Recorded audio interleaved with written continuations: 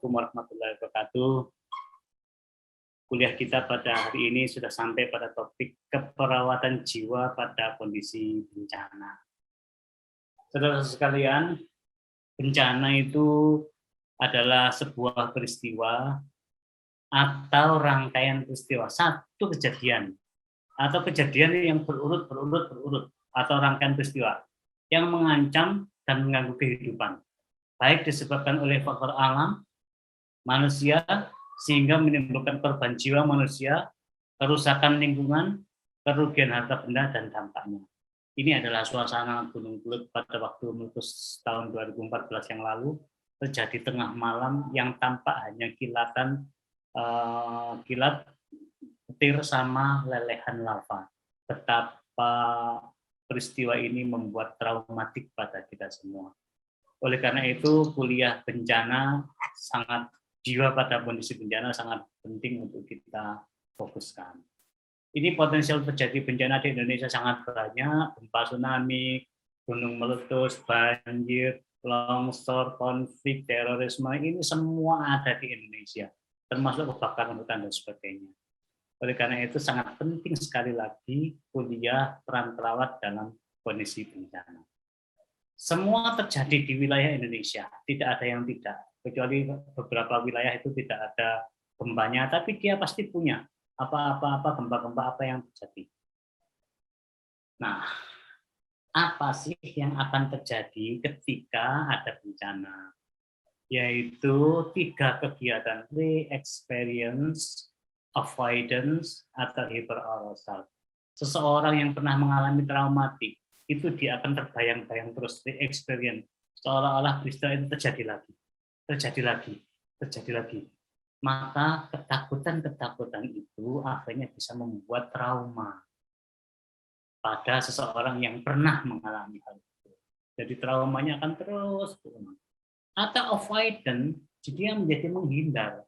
Atau hyperarousal, dia menjadi sangat sensitif.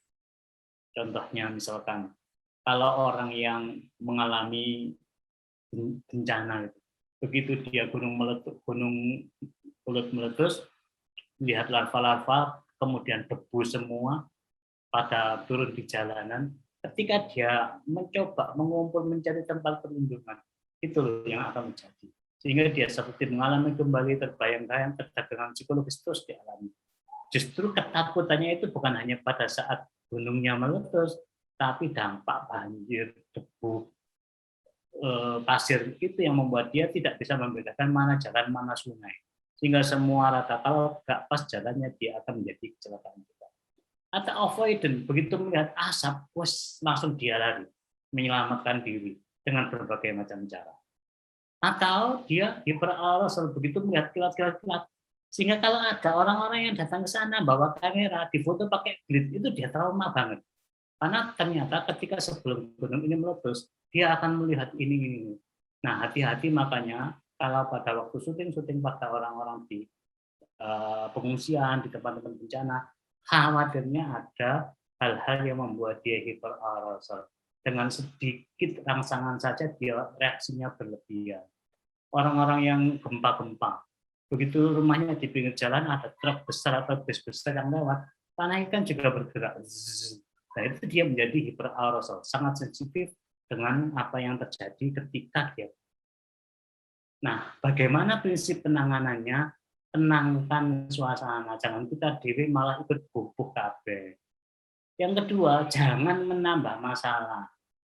Penolong harus dapat memenuhi semua kebutuhannya sendiri. Makan, minum, istirahat, personal hygiene, dan sebagainya. Kalau sudah lihat menjadi penolong di tempat-tempat bencana, yakinkan orang yang berangkat ke sana itu siap menghidupi dirinya sendiri minimal seminggu.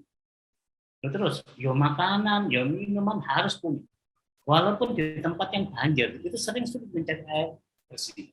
Oleh karena itulah makanya justru yang harus diperhatikan itu adalah penyediaan logistik untuk yang ditolong maupun yang menolong. Lah ternyata gak ada tempat tidur. Ini namanya penolong korban bencana yang mesti air. Lah siapa pun nggak tidur kayak orang-orang yang camping-camping yang mendaki-mendaki itu. Kalau tidak, jangan datang ke sana. Kecuali lo ada rumah sakitnya, ada hotelnya, ya jangan jadi penolong bencana. Namanya juga bencana, harus siap bagaimanapun kondisinya seperti apa. Nah, nursing activities on disaster. Kalau kita lihat apa yang harus dilakukan, ini pada waktu persiapan. Saja ini di tempat kita sudah banyak peringatan-peringatan apa, BMKG dan sebagainya, BNS, dan itu sudah. Nah, ini pada waktu ada bencana, pada waktu midterm, seminggu setelah itu, atau seminggu setelah itu, ini 2 minggu setelah itu, dan seterusnya. Nah, pada waktu terjadi bencana, peran perawatnya itu adalah life saving, menyelamatkan kehidupan sama emergency care.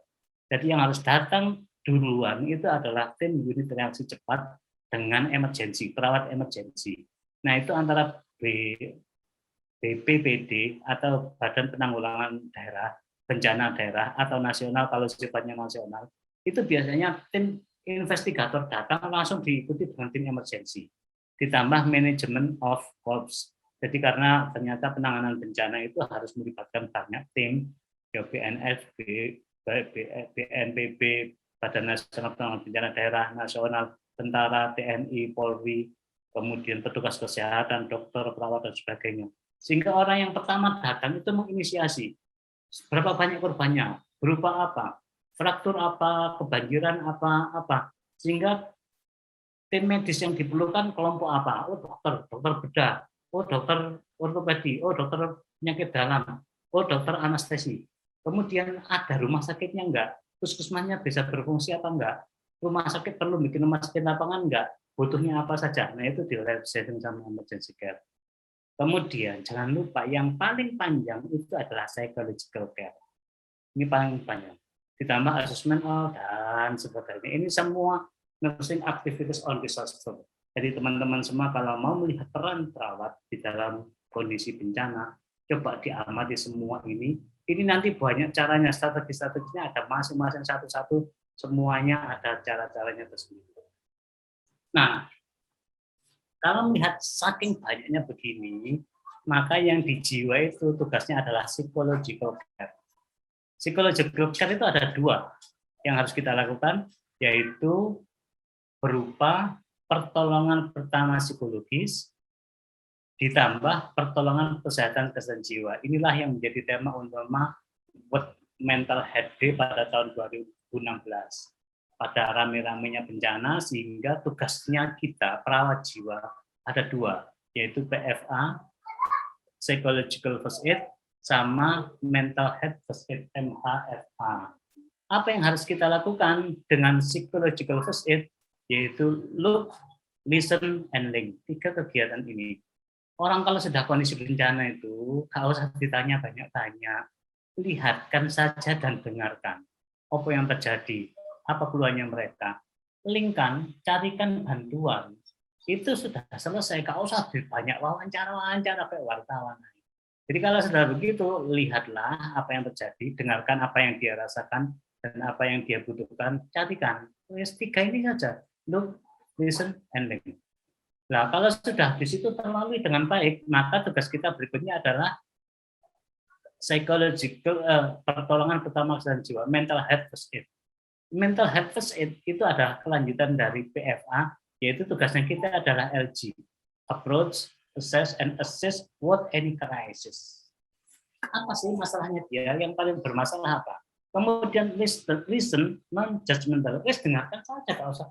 Sampean sih, itu tambah malah menyalahkan orang, tidak pernah menyelesaikan orang.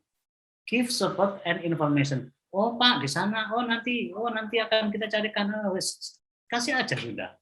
Ditambah kemudian encourage appropriate professional help. Nanti akan ada bantuan-bantuan yang datang dan sebagainya, dan other support. Inilah kuncinya kita teman-teman semua. Dari sekian banyak peran kita itu, kita bisa memberikan 2, PFA, Psychological First Aid, sama Mental Health First Aid. Kemudian ini tugasnya adalah look, listen, and link, kalau di sini pakai LG. Ini yang harus kita lakukan. Masalah lain apa? Hidup di pengungsian. Nah, pada ketika hidup di pengungsian, yang anak, masalahnya anak, yang bapak, masalahnya bapak, yang ibu, masalahnya ibu, yang orang tua masalahnya orang tua, ini semua jadi masalah besar. Jadi teman-teman semua, penguatan psikologis pada orang-orang yang tinggal di pengungsian ini menjadi sangat hal prioritas yang harus kita kerjakan setelah inisial bencana. Jadi kalau di tempat bencana sudah tertangani dengan baik, jadikan tempat penampungan, pengungsian.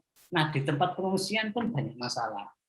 Makanya yang harus kita lakukan dari pertama itu adalah pemberian psychological care, perawatan psikologis untuk memberikan dukungan-dukungan. Kalau dulu istilahnya post traumatic stress disorder (PTSD), tapi kalau sekarang kita pakainya pemberian dukungan psikososial pada kondisi bencana. Jadi seperti ini, anak-anak yang waktunya sekolah gak bisa sekolah, waktunya ganti baju nggak bisa, mandi nggak ada tempatnya, mandinya tempat umum, harus gantian, tidurnya berdesakan, banjir, panas, dingin, dan sebagainya. Inilah masalahnya. Sehingga kita harus berlakukan khusus pada kondisi-kondisi orang-orang yang sangat hidup di pengungsian. Sekali lagi tadi pesan saya adalah peran perawat jangan menambah masalah. Tenangkan dia terlebih dahulu, penolong harus bisa memenuhi kebutuhannya sendiri. Jadi jangan kita malah minta jatah pada mereka. Usahakan kita bisa hidup mandiri untuk memberikan pertolongan pada orang-orang yang menjadi korban bencana. Itulah saudara-saudara sekalian, silakan dipelajari lebih dalam, baca banyak sumber, semoga kita dapat meringankan beban mereka semua. Terima kasih. Assalamualaikum warahmatullahi wabarakatuh.